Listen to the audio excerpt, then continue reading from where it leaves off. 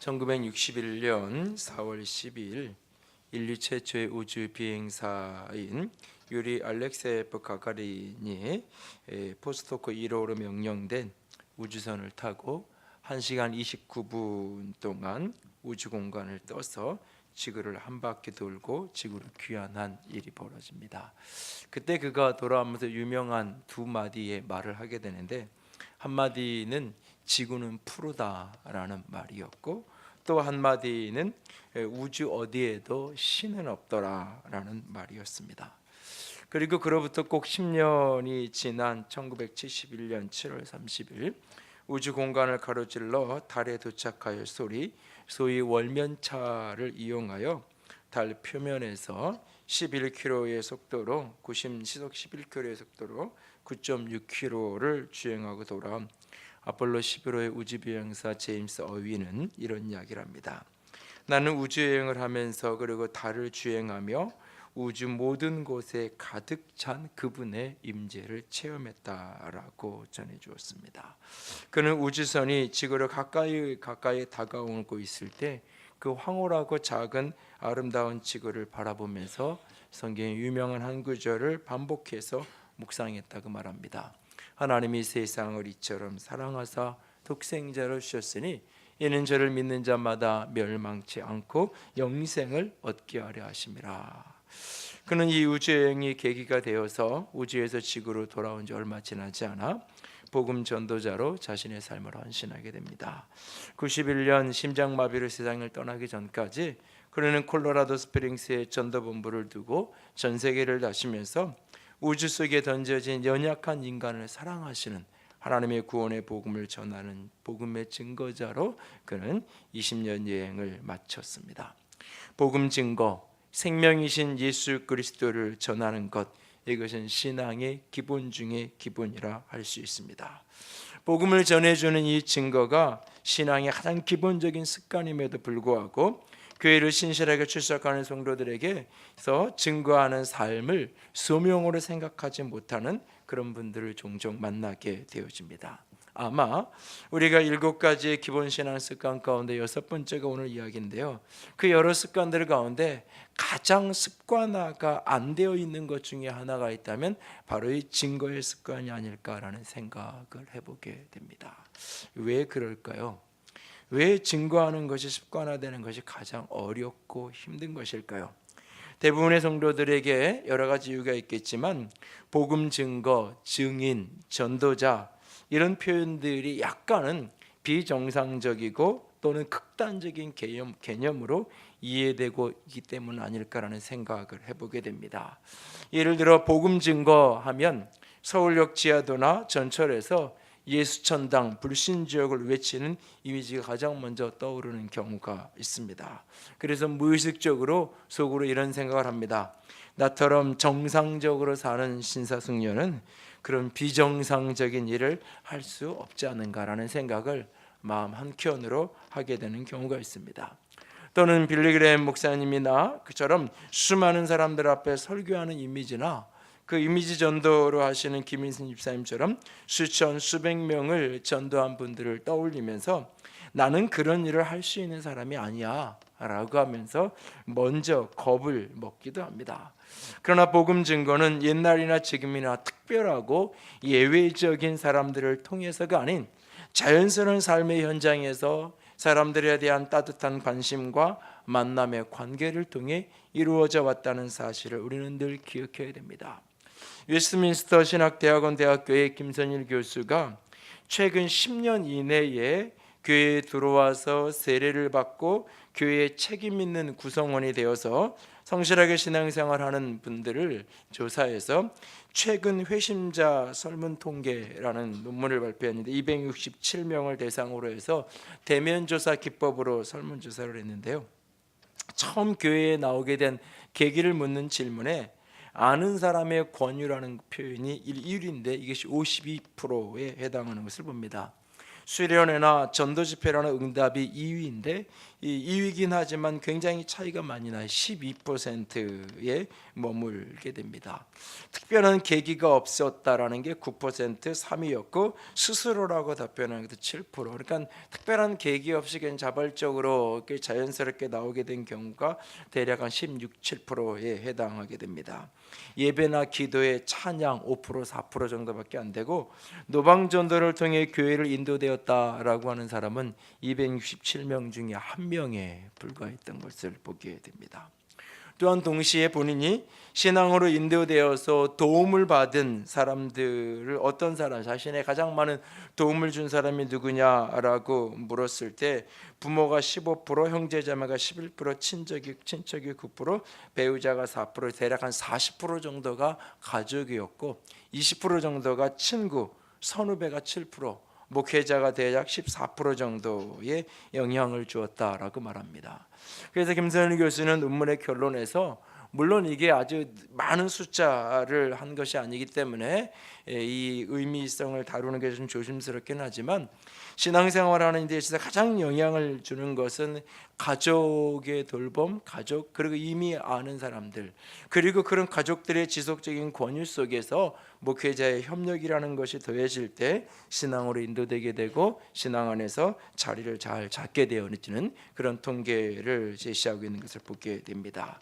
한 사람의 신앙인이 그리스도 바깥에 있다가 예수를 믿고 들어와 신앙이 한 사람으로 뿌리를 내리는 데 있어서 가장 중요한 역할은 바로 일상생활에서 그를 만나는 사람들, 그 만남의 관계 속에서 증거되어진 복음, 만남의 관계 속에서 양육되고 돌봐져 갈 때 한 영혼이 그리스도의 사람이 되어질 뿐만 아니라 그리스도의 공동체 안에서 건강한 신앙인으로 자라가게 된다는 것입니다. 그래서 오늘 신앙인들에게 이 그리스도의 복음을 증거하고 누군가에게 예수의 생명을 전해주는 일은 가장 기본적인 습관 중에 습관이 되어야 할 것입니다. 그래서 신앙인들을 증인이라고까지 부르기도 하는 것입니다. 하늘의 교회 모든 성도들이 신앙이라는 이름으로 끝나지 않고 증인이 되어질 수 있기를 축복합니다. 우리의 일상 속에서 우리의 삶 속에서 예수 그리스도의 생명을 전해주는 복음을 증거하는 증인된 삶을 열정적으로 감당해가는 2016년 한 해가 되어질 수 있기를 원합니다. 복음의 증인을 위로 살아가기 위해서 우리가 준비해야 할 것이 있다면 무엇이 있을까요? 우리가 일상의 생활 속에서 일상의 삶 속에서 만나지는 수많은 사람들에게 예수의 생명을 전해주고 복음을 증거하는 사람으로 살아가기 위해서 우리 자신이 준비되어져야 할 것들이 무엇일까? 오늘 본문을 통해 몇 가지 살피기 원합니다. 첫 번째로 우리가 준비해야 될 것은 세상에 선포할 말씀을 준비해야 합니다. 세상을 향해서 대답해 줄 수 있는 말씀, 세상을 향해서 대답해 줄 말을 준비해 두어야 한다는 것입니다. 오늘 보면 15절에 보면 너희의 속에 있는 소망에 관한 이유를 묻는 사람들에게 대답할 것을 준비하되 항상 어느 때나 대답할 말을 준비해 두어야 한다라고 말합니다. 누군가 내게 신앙의 이유를 물었을 때, 왜 예수를 믿어야 하는지를 물었을 때 그 대답할 말이 우리에게 준비되어 있어야 한다는 것입니다.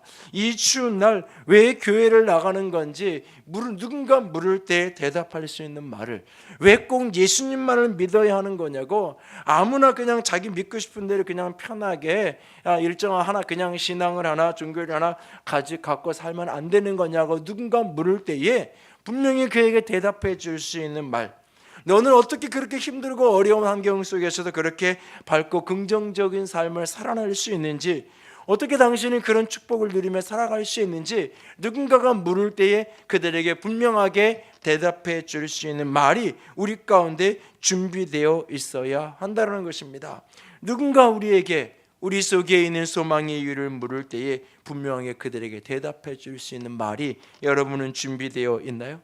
누군가가 내 신앙의 이유를 물을 때에, 왜 교회를 나가는지를 물을 때, 아니 내가 교회를 나가야 될 이유가 뭐냐고 누군가 나에게 질문을 던져줄 때에 그에게 분명히 대답할 말이, 그에게 선포해 줄 수 있는, 들려줄 수 있는 복음의 내용이 우리 속에 분명하게 준비되어 있기를 원합니다. 왜냐하면 구원은 들음으로부터 시작되어지기 때문에 그렇습니다. 구원은 누군가 전해주는 사람이 있어야 듣게 되어 있고, 들어야 믿음이 생기게 되어 있고, 믿음이 생겨야 예수를 부를 수 있어요. 마음으로 믿어 의에 이르고 입으로 시인하여 구원받는데, 이 마음의 믿음이 어디서 시작이 되는 거냐? 들으면서부터 시작이 되기 때문에 믿음이라는 것은 결코 자기 스스로 생겨나질 수가 없는 거예요. 누군가가 전해 주어야만, 그의 복음이 들려져야만 이 마음에서 믿음이 일어나고 구원에 이를 수 있기 때문에 우리는 전해 주어야 합니다. 그 무엇을 전할 것인지 대답할 말을 준비할 수 있기를 원합니다. 고린도전서 1장 21절을 같이 읽을까요? 하나님의 지혜에 있어서는 이 세상이 자기 지혜로 하나님을 알지 못하므로 하나님께서 전도에 미련한 것으로 믿는 자들을 구원하시기를 기뻐하셨도다. 전도에 미련한 것으로, 내가 이렇게 이런 말 몇 마디 한다고 내가 왜 예수를 믿는지, 당신은 왜 예수를 믿어야 되는지 내가 몇 마디 이야기해 준다고 그 사람이 믿을까? 나같이 논리력 없고 나같이 설득력 없는 사람이 그냥 몇 마디 이야기한다고 저 사람이 들을까? 아니라는 거예요. 그 전해주는 그 말을 통해서. 오래전에 제가 대학을 다니면서 10만포에 있는 남서울교회에 가서 전도폭발 훈련을 이렇게 3개월 동안 4개월 동안 16주 동안 전도폭발 훈련을 이렇게 쭉 그 교회 한 성도의 입장에서 이렇게 같이 16주 동안 훈련을 받은 기억이 있는데, 그때 이렇게 같이 하는 것을 도와주었던 분 가운데 그 해에 전도 1등을 하신 분이 계세요. 그 해에 그냥 누군가에게 전하기만 한 게 아니라 전도해서 교회에 데리고 오는데 그 해에 100명을 전도했어요. 102명, 103명을 전도했는데, 근데 그분이 어떤 분이냐? 그분은 말을 더듬는 분이에요. 말더듬이어서 제대로 이렇게 말을 할 수 없는 분이에요. 그런 분임에도 불구하고 그 해에 100명을 전도했어요.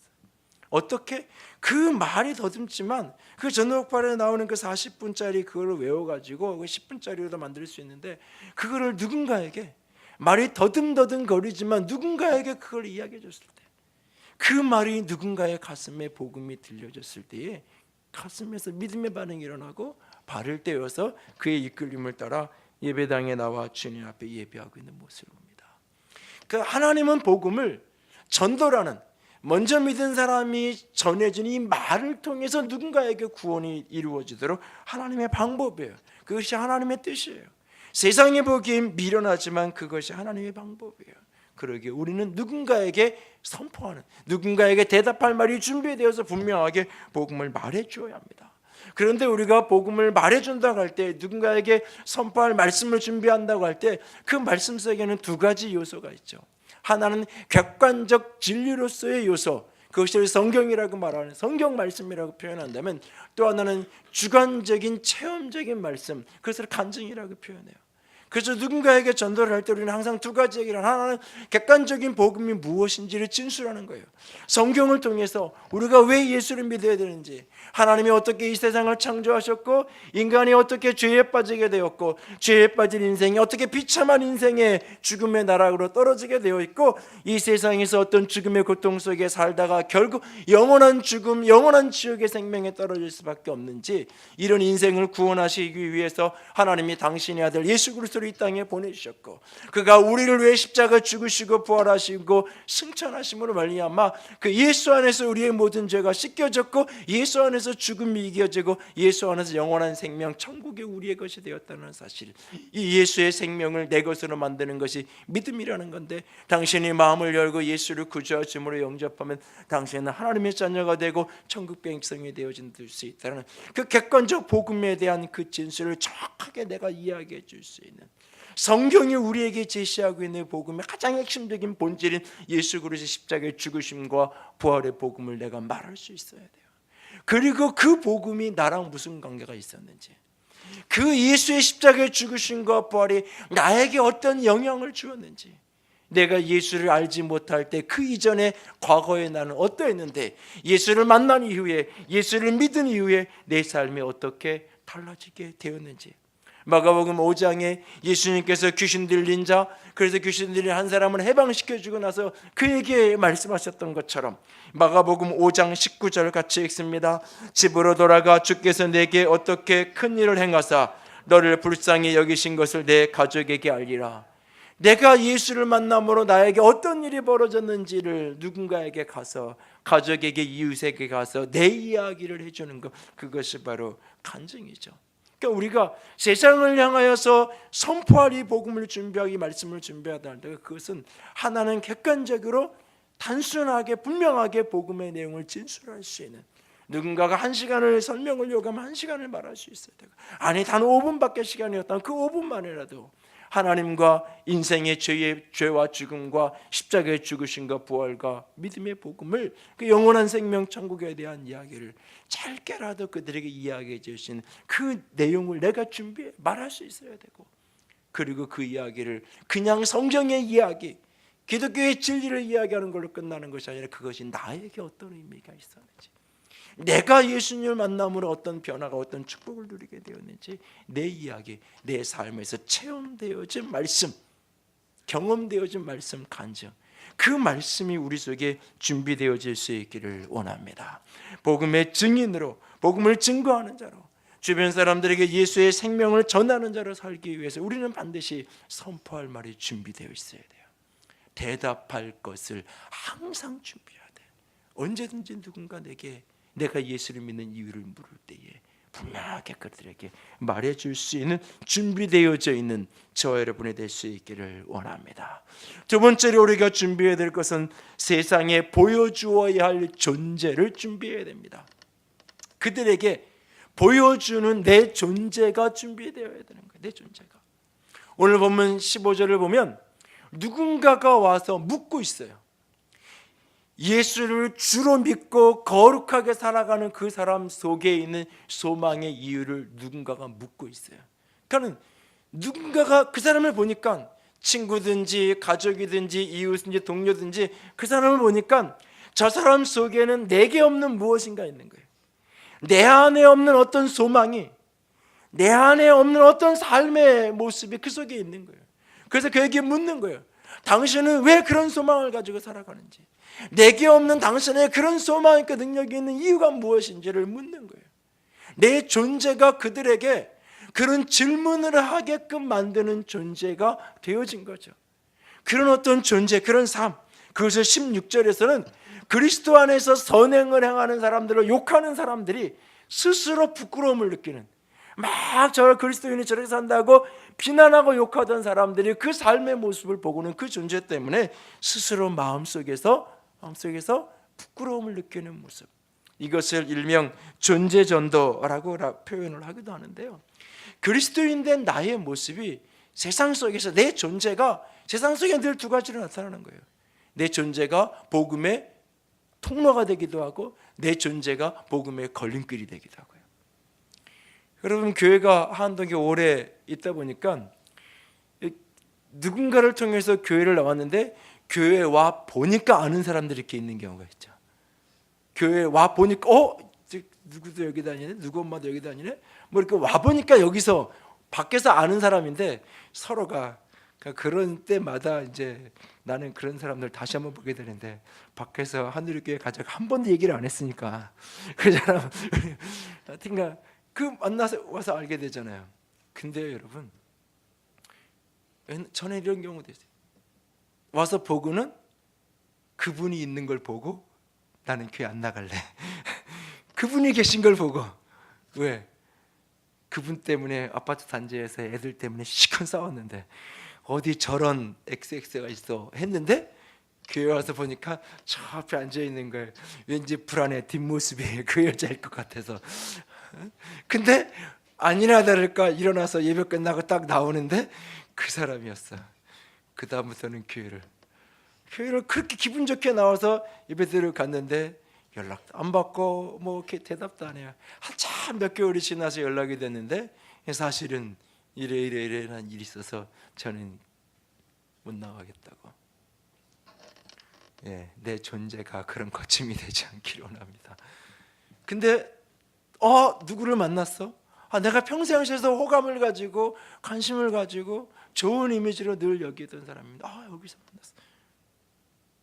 그분이 나를 전도해 준 게 아닌데도 불구하고 목사님, 나 저분하고 같이 샘터하고 싶어요. 저분하고 소그룹 할 수 있게 그렇게 해주세요.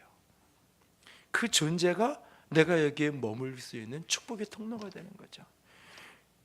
나는 내 존재 자체가, 내가 그것을 인정하든 인정하지 않든, 우리는 어떤 형태로든 내 존재가 복음의 거침이 되기도 하고 복음의 축복이 되기도 하는 거예요. 그래서 나는 거침이 될 게 두려워서 나는 내 존재를 감추고 산다. 아무리 감추고 살아도 드러날 수밖에 없는 거예요. 내 모습이 그리스도 안에서 어떤 모습인지, 우리 모두가 축복의 통로로 우리의 존재가 준비되어져 갈 수 있기를 원합니다. 이 내 존재를 가지고 전도하는 가장 대표적인 성경의 샘플 사례 가운데 하나를 꼽으라면 사도행전 26장에 등장하는 바울의 모습이에요. 바울은 아그리빠 왕과 베스도 총독 앞에 이렇게 서 있어요.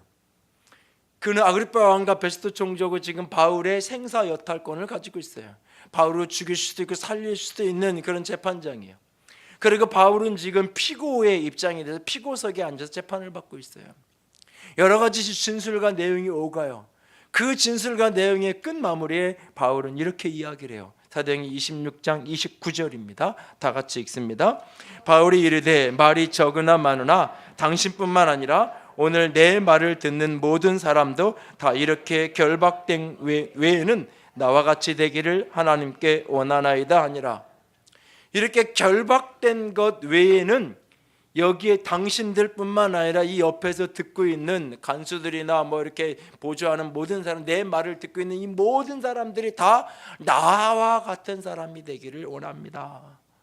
나와 같은 존재가 되기를 원합니다. 내가 지금 이렇게 죄수로 매어 있는 이것 말고는 당신들 모두가 다 나처럼 되었으면 좋겠습니다 라고 그가 이야기하고 있어요. 얼마나 대범한 선포이고 증거인가요? 이렇게 죄수로 결박된 것만 빼고는 당신들이 다 나처럼 되겠으면 좋겠습니다. 내 마음속에 있는 이 요동하지 않은 이 평안을 당신들도 누렸으면 좋겠어요. 내 영혼 속에 있는 이 구원의 감격을 당신들도 누렸으면 좋겠다고. 내가 죽는다 할지라도 나를 영원한 생명으로 인도하시 그 천국에 대한 내 안에 있는 희망과 소망을 당신들도 가졌으면 좋겠다고. 아니, 오늘 여기서 왜 무엇을 위해 살아야 되느냐, 삶의 이유와 목적이 되신 예수 그리스도를 당신들도 만나서 인생을 살아야 되는 이유와 목적을 분명하게 가지고 살았으면 좋겠다고. 당신들도 나처럼 되었으면 좋겠다고 그 분명히 선포하고 있어요. 그럴 때 아그리빠 왕과 베스도 총독은 그 모습을 보면서 이렇게 말하죠. 우리가 저 사람을 사형이나 결박을 시킬 어떤 행위도 찾지 못하겠다. 오히려 바울의 그 선포 앞에 도전을 받는 거예요.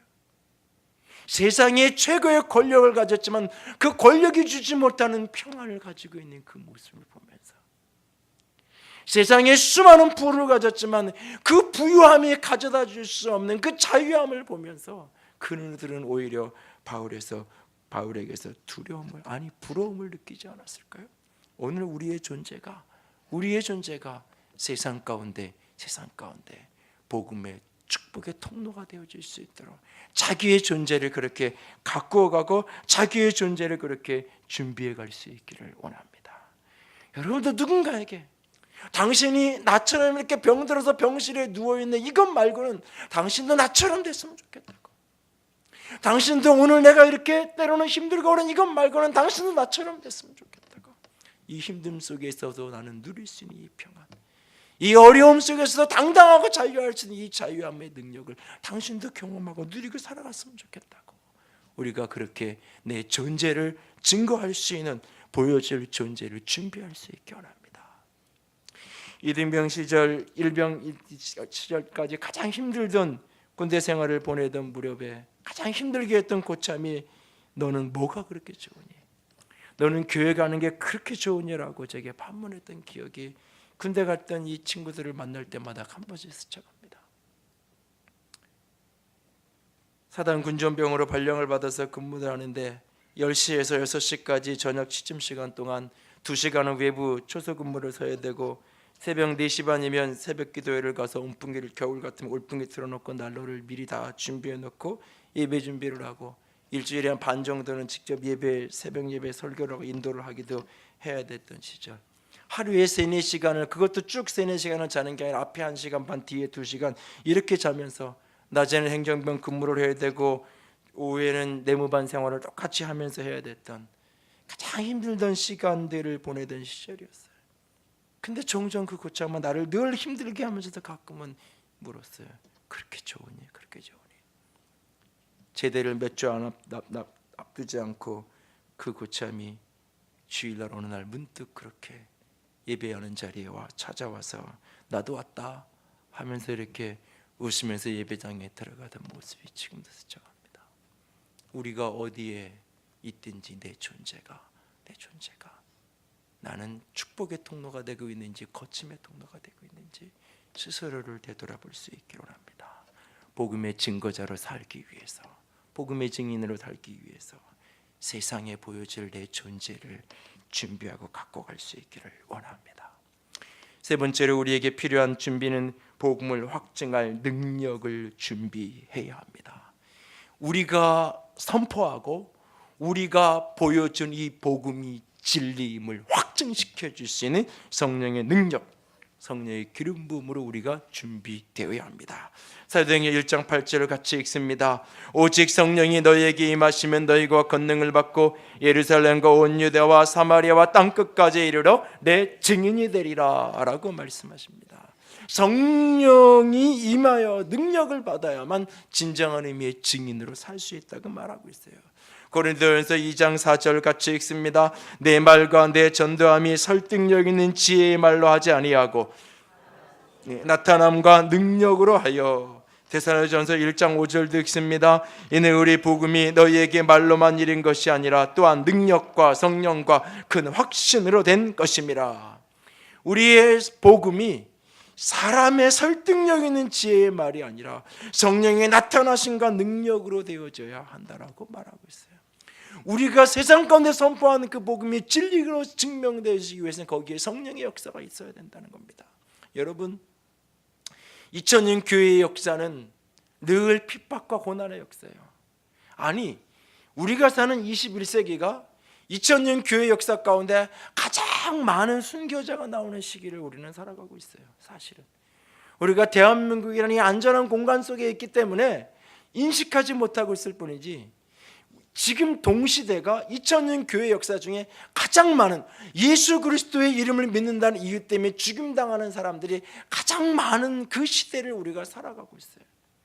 그렇게 예수 그리스도의 이름으로 말미암아 죽임당하는 수많은 핍박과 환난과 고난 속에서 여전히 교회는 왕성하여져 왔고 여전히 복음이 확장되어 갈 수 있었던 이유는 단지 위대한 증거에 탁월하고 지혜로운 놀라운 말씀의 선포가 있었기 때문에, 그리고 아주 모범적이고 변화되어진 성숙되어진 삶의 모델 존재가 있었기 때문에. 아니요. 그 위에 그 모든 것이 진정한 의미 있는 것이 되도록 역사하는 성령의 역사하심이 있었기 때문에 가능한 거예요. 그래서 사도행전을 성령 행전이라고 말하는 거예요. 복음의 결실은 그 핍박과 고난 속에서도 성령의 역사와 더불어 펼쳐지는 거예요. 그래서 오늘 우리가 증거자로 살아가기 위해서 우리에게 필요한 또 하나의 준비해야 될 걸 뭐냐? 이 복음을 확증할 수 있는 능력, 성령의 충만함, 성령의 기름 부음이 우리에게 필요한 거예요. 알파 코스를 10여 년 동안 12번에 걸쳐서 했고, 이제 4월 달에 이곳에서 하는 마지막 13번째 알파 코스를 하게 되는데, 알파 코스를 할 때마다 늘 고민하는 게 주말 수양회와 관련된 부분이에요. 왜냐하면 꼭 한두 번씩 주말 수양회를 갔다가 그 밤에 도망가는 분들이 꼭 생겨가지고, 그래가지고 그냥 1박으로 안 하고 토요일날 하루짜리로 하면은 뭐 그냥 도망가는 일 없겠지. 그랬더니 오전에 하고 오후에 도망가는 분이 또 있어가지고. 근데 이유는 뭐냐?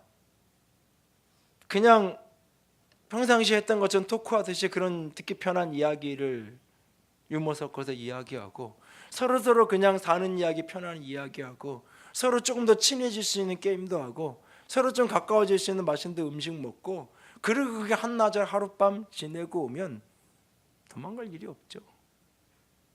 그까지 뭐 관계가 전혀 없어서 억지로 끌려온 게 아닌데 자발적으로 온 건데, 기분 좋게 웃고 기분 좋게 지내고 기분 좋게 와서 헤어지겠죠. 그리고 기분 좋게 그 다음 주에 또 만날 수 있을 거예요. 그런데 이유는 뭐냐? 그 속에 성령의 역사가 나타날 때 거부 반응이 있는 분들이 간혹 생겨요. 그래서 이 성령의 역사하심을 빼고 주말 수양회를 그냥 성령 수양회라고 더 이상 부르지 않고 이걸 빼고 그냥 이론만 가르쳐 성령이 이렇게 역사합니다 라고 이론만 가르치고 경험시키고 체험시키는 걸 빼는 게 좋지 않을까? 그런 건의를 받을 때도 있고 그런 생각을 할 때도 있어요. 어느 날 사도행전을 묵상해 가는데 제 생각 하나를 하나님이 강하게 책망하시면서 바꾸신 게 있어요. 처음 그리스도인들은 시작의 첫 출발부터 성령을 체험하며 시작했어요.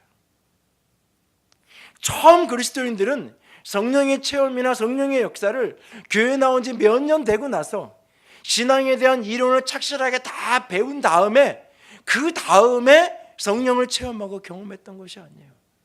처음 그리스도인들은 복음과 동시에 예수 그리스도와 복음을 듣는 동시에 성령을 체험했어요.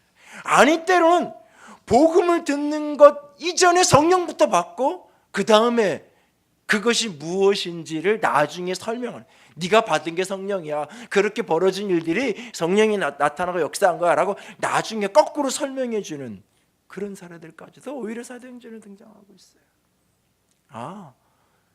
하나님은 처음부터 그리스도인들이 성령의 사람이 되기 원하고 성령의 체험 속에 살아가는 사람이기를 원하시는구나. 그리고 이것이 안 될 때 그리스도인은 명목상의 그리스도인으로 머물 가능성이 너무나 많아요. 신앙이 삶의 본질이 아니라 그냥 한 사람의 종교인으로 머물 가능성이 너무나 많은 거예요. 그것이 마음에 이렇게 사도행전을 묵상하다 깨달아지고 나서부터는 머뭇거리지 않아요. 위에서 기도하고 그런 분들을 어떻게든 돌보려고 애를 쓰지만 그럼에도 불구하고 이 성령의 사역을 포기해야 되겠다? 아니요, 결코. 왜? 그것이 하나님의 방법이에요. 내가 들은 복음, 내가 이렇게 누군가의 삶의 존재를 통해서 보았던 그 복음의 메시지가 실제임을 삶으로 존재를 경험하게 되는 것은 성령의 나타나심이기 때문에 내 말과 내 전담이 설득력 있는 지혜의 말로 하지 아니하고 다만 성령의 나타나심과 능력으로 우리 복음이 말로만 너에게 이른 것이 아니라 능력과 성령과 확신으로 되었다라고 분명하게 고백할 수 있는 그것이 진정한 증인의 모습입니다. 알파코스를 계속해서 교회 안에서 하는 이유가 이거예요. 사실은 그 속에는 복음에 대한 객관적 진술이 10번의 모임을 통해 아주 정확하게 선포되어지게 돼 있어요. 그리고 그 속에서는 많은 간증들이 오가게 돼 있어요. 소그룹을 통해서 서로의 존재를 경험하게 돼 있어요. 한 번 만나고 마는 게 아니에요. 10번을 만나면서 저 사람이 진심인지, 저 사람이 저렇게 환영해주고 나를 긍정적으로 받아주는 게 진짜인지 아닌지 적어도 10번의 만남을 가지면서 그 존재를 경험해 가는 거예요. 그러면서 내 마음이 그것이 받아들여질 때 자발적으로 내가 믿겠다고 결단을 하는 거예요. 객관적인 복음의 진술이 있고 그 속에 주관적인 체험의 간증이 있고 존재에 대한 체험이 있어요. 그리고 성령의 실제를 경험하게 하는, 내가 듣고 내가 보았던 하나님이 실제로 존재하시고 실제로 일하시고 실제로 살아서 나와 동행하시는 분이라는 것을 성령에 대한 실제적인 체험을 통해서 경험시켜가는 거예요. 그래서 여러 가지 알파코스 자체를 가지고 전도를 얼마나 했느냐, 데이터를 따지면 이런저런 통계가 나올 수 있을 거예요. 그런 거랑 관계없이 이 일을 꾸준히 하고 싶어 하고 하게 되는 이유 중에 하나, 이 속에 우리가 준비해야 될 3가지 요소가 다 담겨있기 때문에 오늘도 저와 여러분이 다시 한번 우리 자신을 돌아보면서 복음의 증거자로 증인으로 나는 얼마나 준비되어 있는가, 아니 나는 준비되지 않았기 때문에 하지 않을 거야 라고 외면하지 마시고 스스로를 그렇게 준비해 갈 수 있는 저와 여러분이 될 수 있기를 원합니다. 증거자는 내가 선포할 말씀, 보여줄 존재, 복음을 확증할 수 있는 능력으로 무장되고 준비되어져야 합니다. 우리에게 그렇게 무장되는 축복이 있기를 원합니다.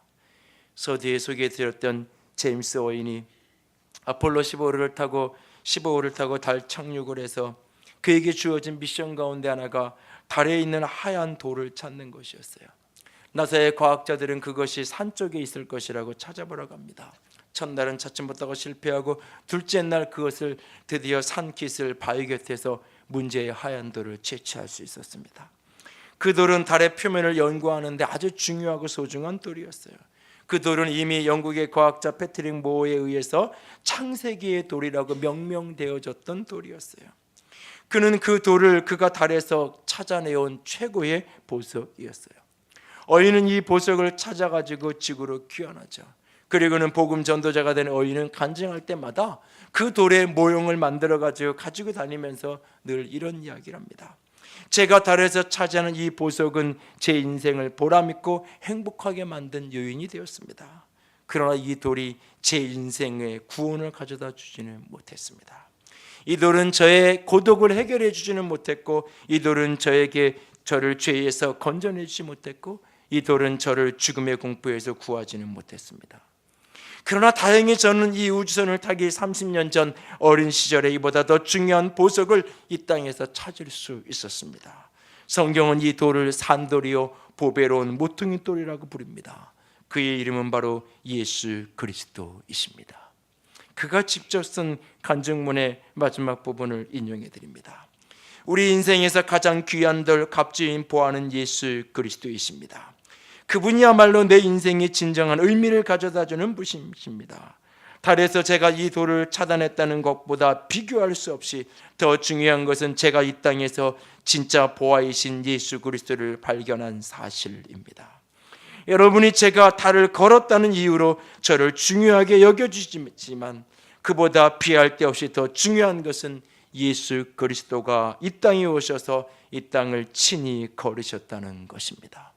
그분을 여러분의 인생의 기초석으로 믿고 영접하신다면 그는 2000년 전 이 땅에 오셔서 걸으셨던 것처럼 오늘도 여러분과 함께 인생의 길을 걸어 주십니다.